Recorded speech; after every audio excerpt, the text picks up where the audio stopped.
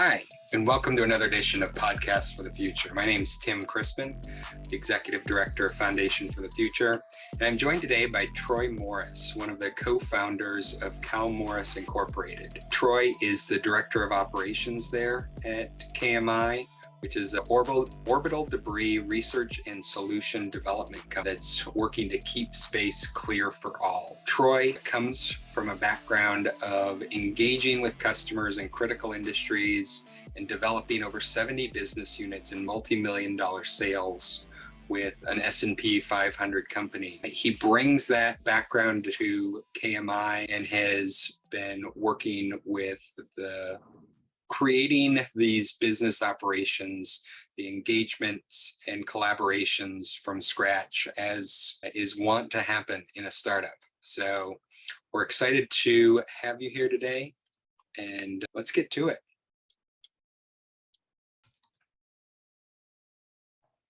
All righty, Troy, great having you here. Thank you so much for being here and taking the time to chat. No, Tim, wonderful to be here, and I appreciate you guys having me on. Yeah, we'll get to Kall Morris Incorporated here shortly, but when we look back across your bio, going back to your schooling, not a space guy by education, and I would go so far as to say if we found you in 2016, 2017 and told you were going to be running a space company, might have gotten a funny look. Is that a fair assessment? Yes, very fair assessment. And if you were to go back in time, the nerd in me would have always appreciated that. Back to the Future is still one of my favorite films, and science fiction and everything else related to it was an interest, but not something I was educated in or anticipated as my career. Yeah, for probably the vast majority of us, it's not what we assume is going to be a real thing. Very succinctly and kindly put, but yes. Yeah. And so what I wonder, is that the right word? What I always try to figure out is, what is it that made you think what I did in college or what I've been doing is just not quite right? This isn't where I want to go, what I want to be.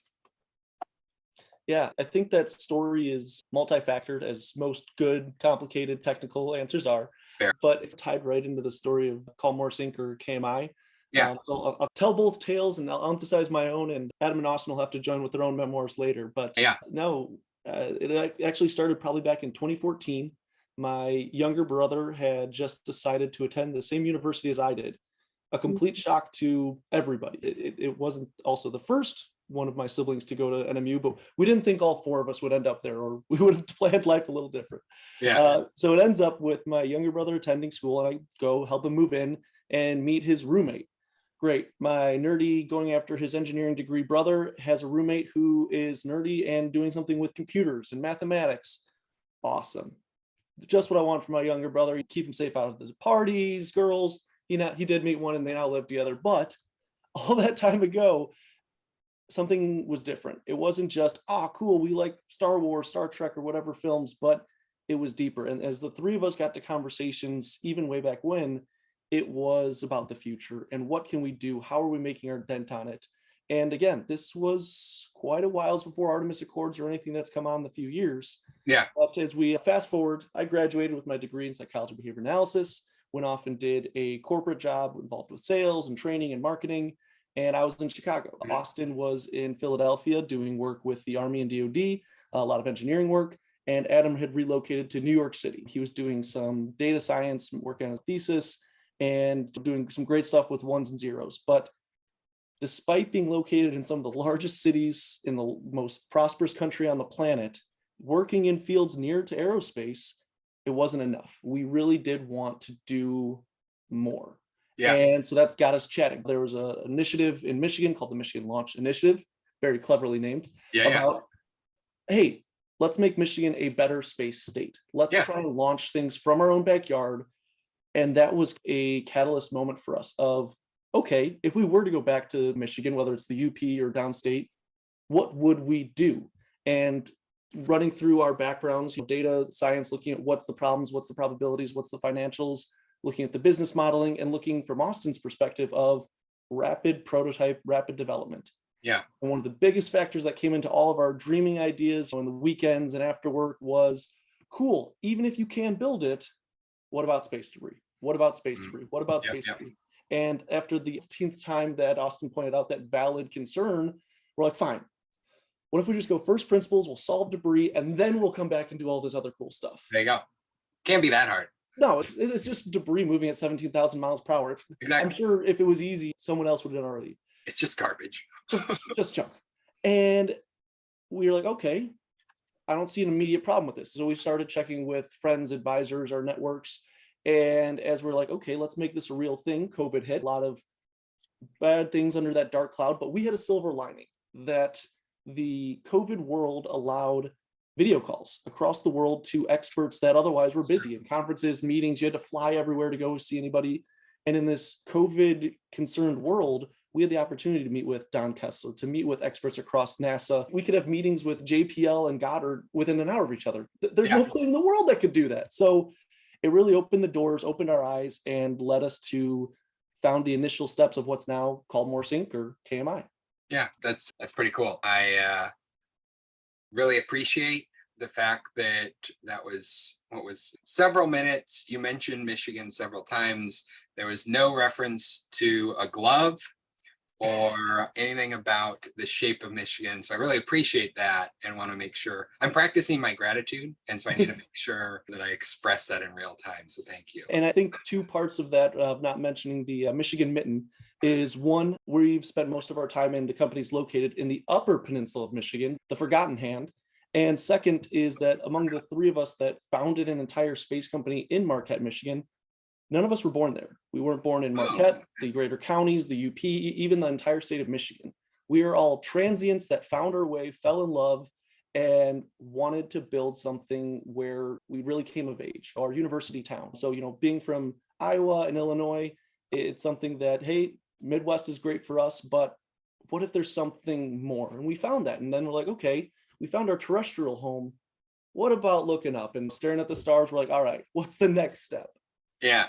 No, and there is something special about stars in rural areas in the cold. Yes. I am still not used to seeing stars, and it being from Alaska, it just does not get dark while it's warm. The two mutually exclusive properties. Yeah. And that is like a firmly ingrained thing in my head that it doesn't happen. So it's still weird. The few times I stay up late enough to actually see a star in the warmth. But no, so you're not from Michigan. You're from the White Sox side of Chicago. Is that right? No, born and raised a North Sider. My mom grew up in the city from immigrant parents and met my father doing a ski medic thing that actually the family still all does, and raised us out where the corn grows. Corn on three sides of our high school, but North Siders by birth. North side, which I'm going to assume Cubs. Cubs. Translating for those not in the know. Yeah. Cubbies. Yeah, I didn't know if this was like a gang too. Like, cool. I only know Crips and Bloods, but that's mainly because of a single movie from the 80s. No, grew up cheering for the Chicago Cubs, which that tempers your expectations as a child. Really does. Yeah. It was a surprising thing. I was still working at my corporate job before this, and I stayed up that night to watch the Cubbies win their first World Series since the Ottoman Empire existed. Yeah. But it definitely helps you take expectations and delayed gratification being a Cubbies fan. Yeah, that's fair.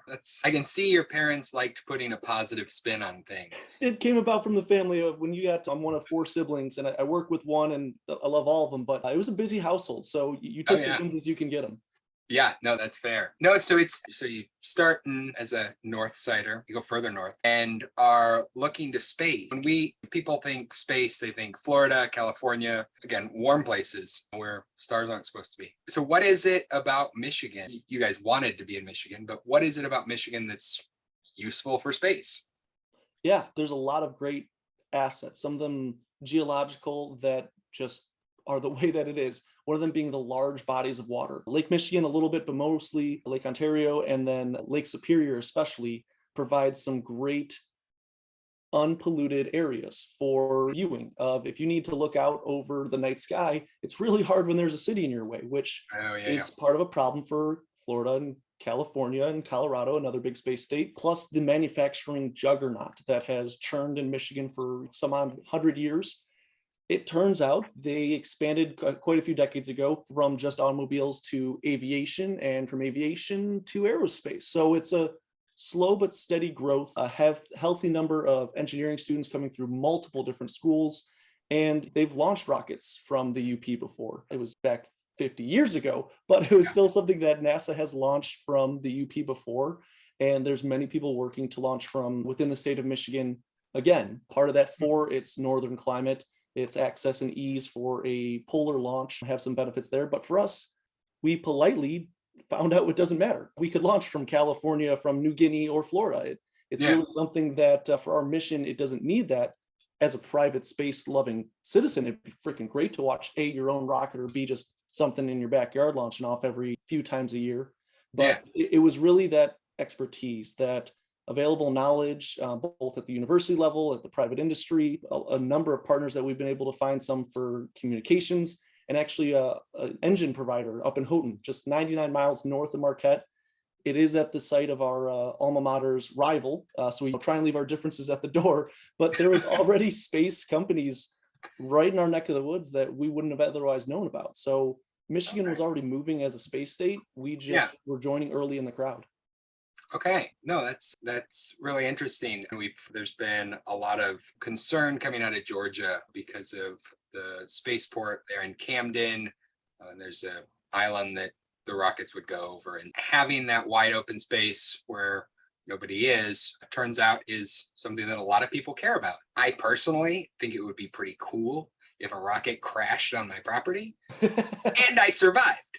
Yeah, if I didn't survive, I wouldn't care. So this is a cool thing. I'm like gambling. I'm going to get a piece of a rocket. And I like gambling. So I'm not very good at it. So maybe I shouldn't gamble with rocket flying over my house. Oh, yeah.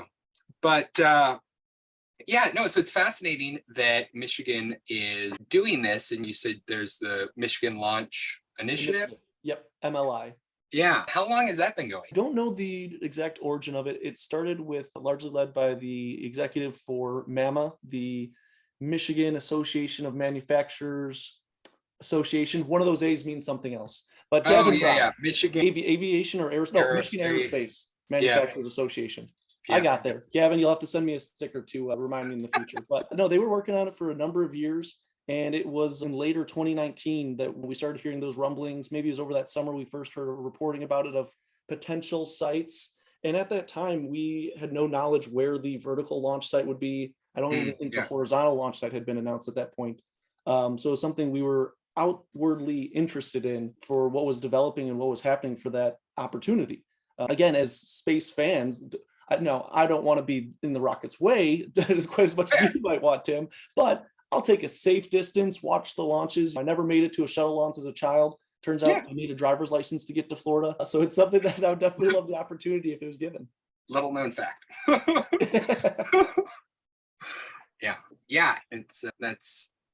It's still, there's now a spaceport consortium for Alaska. It's still wild to me that my home state is getting into space, when last I was there, the biggest thing that they had in terms of claim to fame for space was they could detect ICBM, and they watched a lot of the aurora, measure the particles. And I'm like, cool, that requires a lot of math. I don't care. It looks pretty. Yeah, and it's quite a few states. When I was at Space Symposium, however many weeks ago that was, I was floored at not just internationally, but within the United States, how many spaceports are popping up. And when I talk to somebody about it, they're like, yeah, only certain states have access to the ocean. Only certain states have fertile ground to grow. But the space is over everybody. It's an equal access opportunity. And that was a moment for me. Because even if you're not launching rockets as they exist today, there's, just like you were saying, the math, the communications, the detections, that you could be the smallest state in the union and you can have a slice of this pie. Yeah, no, it's true. And I remember we did economic analysis of space jobs. NASA had done a similar one across the country. And there's no state that has fewer than 500 jobs that are tied to the space sector, or NASA specifically. Yeah. So more tied to the commercial space. So like Iowa has at least 500 space jobs, which is amazing and a great message to take around the country and tell kids all the way through people in middle age are like, I'm done with this sales job or something like that. Maybe it's somebody that works at Snap-on Tools and is like, I'm done with this. Maybe they last a little longer than you. Yeah, I spent a good part of a decade with the group and, still keep in contact with a great number of them. Actually ran into one of my Snap-on colleagues at my little niece and nephew's birthday party just this last weekend. Oh. It's connections that they never go away, but Right. sometimes determine you need to move on. And I had a LinkedIn connection, came out of the blue this last week from someone from, I'll leave the company unnamed, but they have really sexy looking electric cars. Yeah, I've got one in my parking lot. My parking lot. It's a one slot parking lot out there. Hey, I like the way you dream. Exactly. And his question was exactly to your point of, hey, I'm in a technical field, I'm doing cool stuff, I'm changing the world, but it's not enough. How did you, from your sales experience, get to doing aerospace? And I haven't given him an answer yet. So maybe after this interview, I'll have put enough thoughts to it to give that answer. But it's a question not just you and I are asking, but a lot of people of, how do I do more? How do I make my dent on the universe? And we're seeing so much happen in this space, pun intended. How do I get my piece of it? Yeah. No, I'm asked a lot, like, cool, what makes you qualified to run a space nonprofit, do something with space? And it's a question that like community college students ask, like, how am I qualified to work in space? And the answer is always the same, like, I'm not. Nobody's ever qualified for their job. If they are, they've stayed in it too long and should be pushing themselves. But space isn't any different than anything else. If you can sell a wrench, you can sell a rocket, to borrow from Dodgeball. And like, we have put space on this pedestal and we're like, oh my God, it's so amazing. And you have to win an Olympic gold medal and become a Navy SEAL. And then maybe you can go to space. But like, no, at this point, space companies can't hire people fast enough. Some of them are like, do you have a pulse? Okay, we'll teach you from there. Like they're that desperate at times because they've got, in some cases like SpaceX, $1 billion of new capital. And we're on a timeline. We can train you faster than it would take to find people and be selective. And so it's crazy. Yeah, no, it's something that's definitely interesting. And I think one aspect to it that those of us who are in the industry, whether we have for a few months or a few years, forget that it's awesome to be excited. It's radically different to be working as a mid-level manager in a mid-level, let's say, accounting firm doing mid-level. It doesn't give you that drive. It doesn't give you that get out of bed in the morning feel. You might have great benefits, great coworkers, all these other great things. Yeah. But it's something different when intrinsically you are pulled from your soul to your mission of, you'll wake up at early hours of the morning, scribble a note on a pad of paper because you were just thinking about what we're doing every day. And so it's something that definitely does drive through those low points. They happen in this industry as well as any others. But it's a X factor we have that can't the same be said for selling cars or just fixing potholes. It's great work and we need it. We desperately need that, but we get a little bit different drive in the morning rather than just, I got to go fill an I-90. Yeah, it's true. And it seems like that's more and more a motivation for millennials and Zoomers, I think they're called.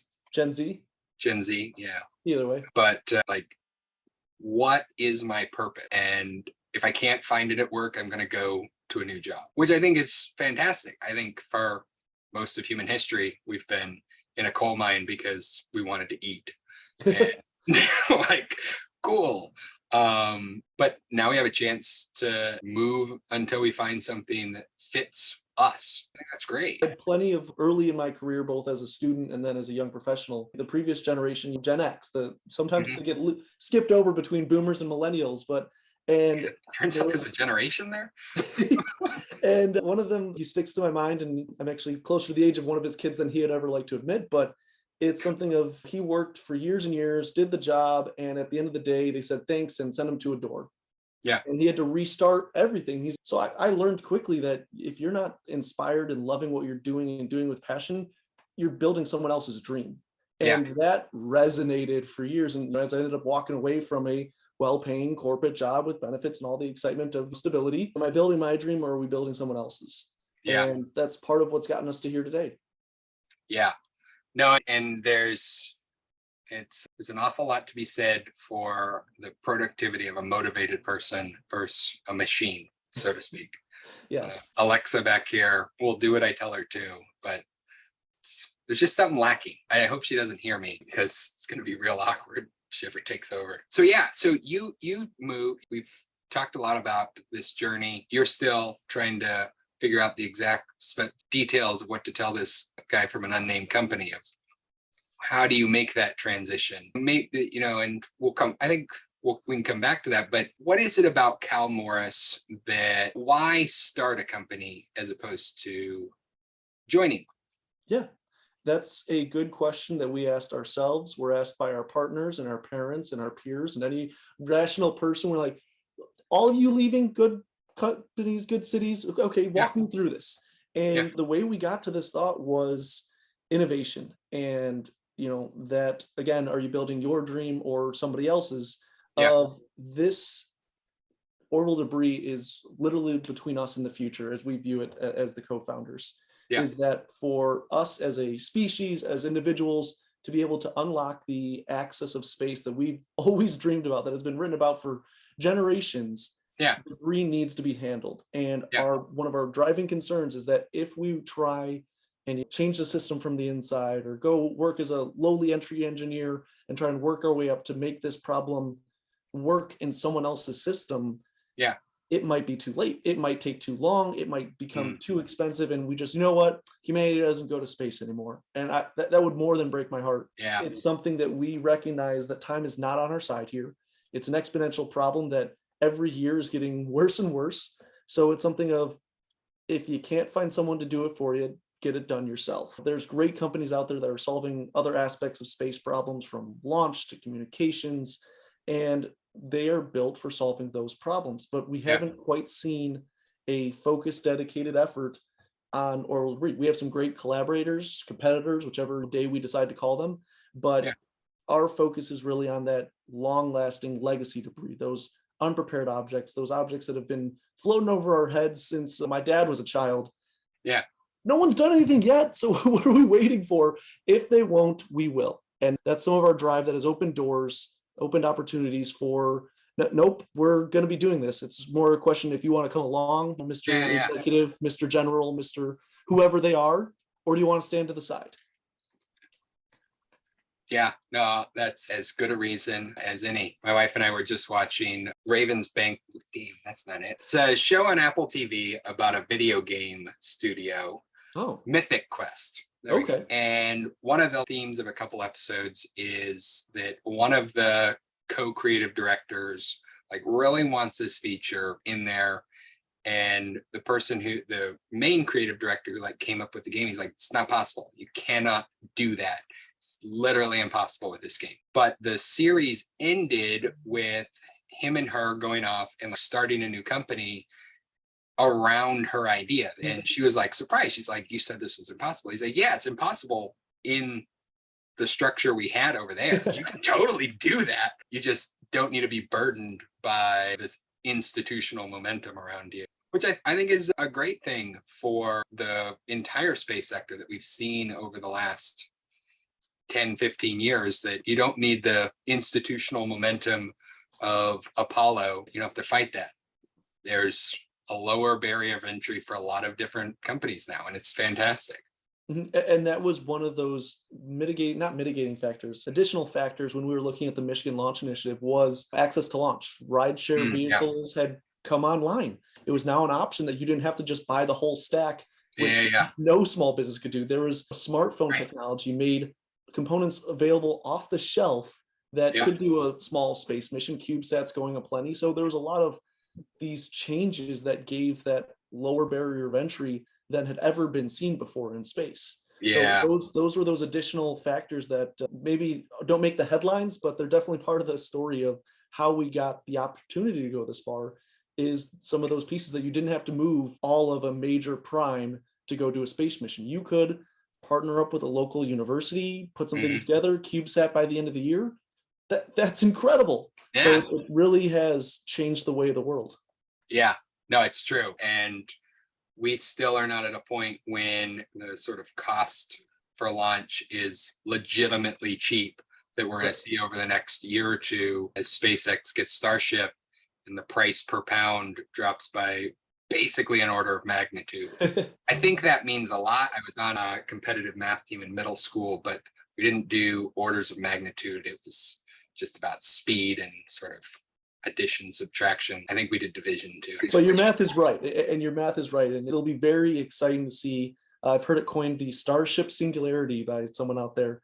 How things are all going to change if and when Starship comes online, and it's something that people joke about. What if they don't? What if the whole company goes upside down? Okay, but someone else is going to do it. It's, if you were looking at aviation, and there's something along the Wright brothers story of, in the week they did one of their testing in a big major newspaper, there was some experts saying it'll take 100 years for humanity to do it.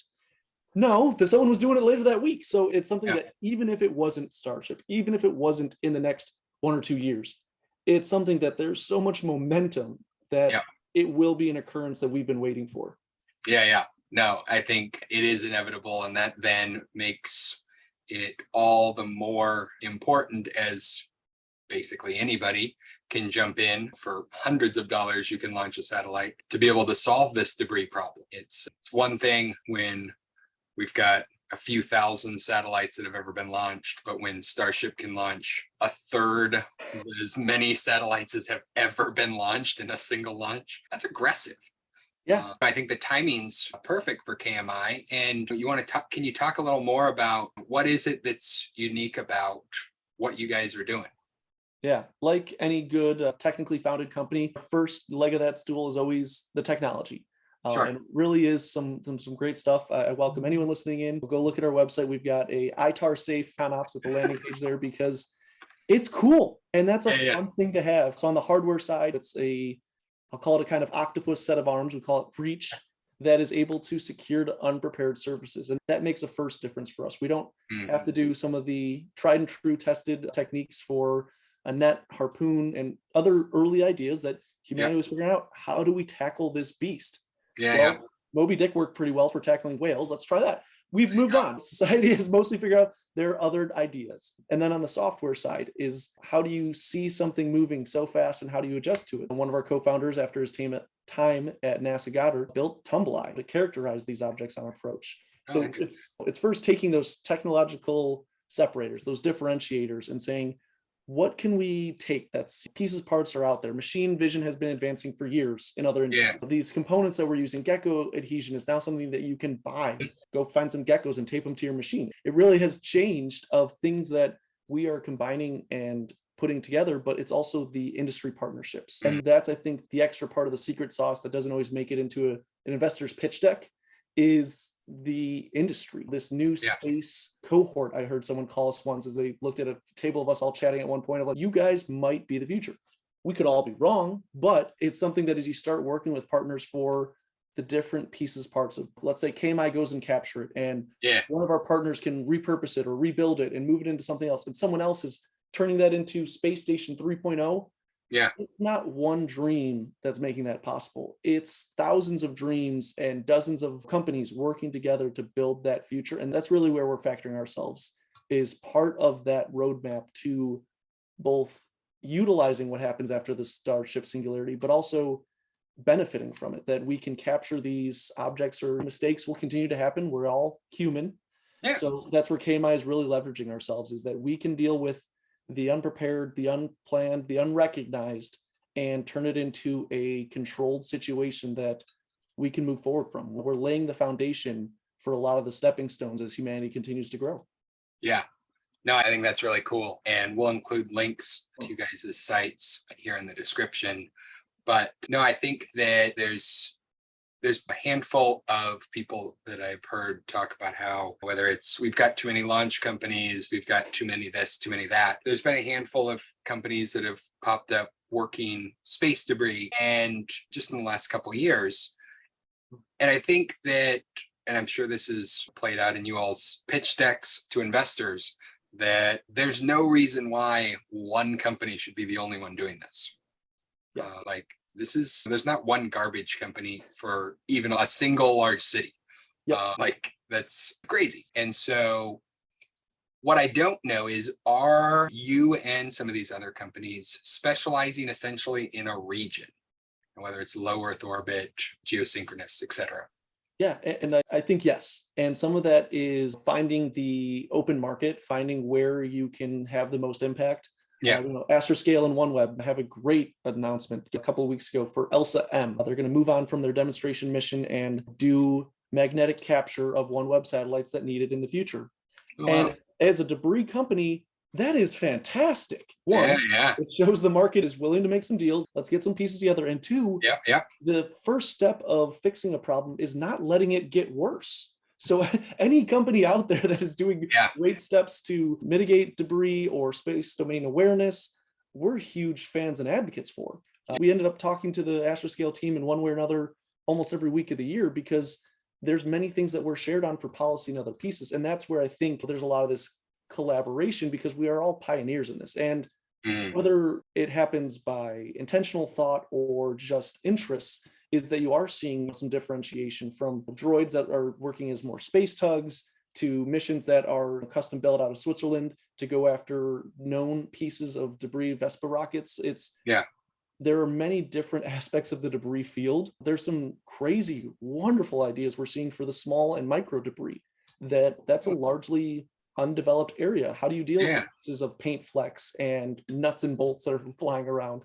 So there is tons of space to go and clean up orbital debris, because there are so many different factors of it. Our focus is lost my train of thought there. Our focus is on the unprepared legacy assets of those things from long before. But we would really appreciate if no one put up anything new and no new debris. And that's where our partners and competitors are coming on to deal with that. And we thank them. It's a better world for all of us.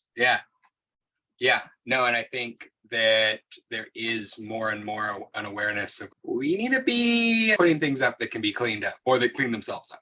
Yes. And so I think that really it's incredibly important. Without that, we really do have this self-licking ice cream cone where we're just building up trash. I love the imagery. It's great. I don't know how this ice cream cone is licking itself, but it is, and it's great. I don't know. I know we're coming up on the end of our time here, but is there anything we missed talking about that you wanted to make sure we dove into? No, we covered a lot of where KMI has come from, where we're going. A wonderful discussion on the state of industry, and it's growing. It may not be today that every company is asking for engineers to go up into orbit, but I know my co-founder and brother has already signed up for phase 1. Put me up there. Give me a scuba tank and I'll go up there and work on stuff. So I don't think we're going to see a drop in drive. There might be headwinds or issues, supply chains, et cetera. But I think this industry is just purely going to continue. And that's what us and our investors are betting on. KMI's had some recent success. We were selected for some contracts that cannot be announced yet, are very good signaling from federal partners that this is a private partner, or a private public partnership that everyone is at the table at. And so it's something that, as the next few weeks go on with contracting officers, we'll be excited to put out the releases and let you guys know more. It's an exciting age for our industry. It's an exciting age for our company, but we're really excited to watch as the future goes and be our part of it. And we'll definitely be following what you guys are doing, and have you back to hear more about what new and exciting things you guys are doing. So thanks for being here, Troy. Tim, thank you for having me on behalf of Kall Morris Inc. and my entire team. Thank you for having us. We love what you guys are doing, and excited to continue this conversation in the future. Sounds good. Take care, Troy. Thank you.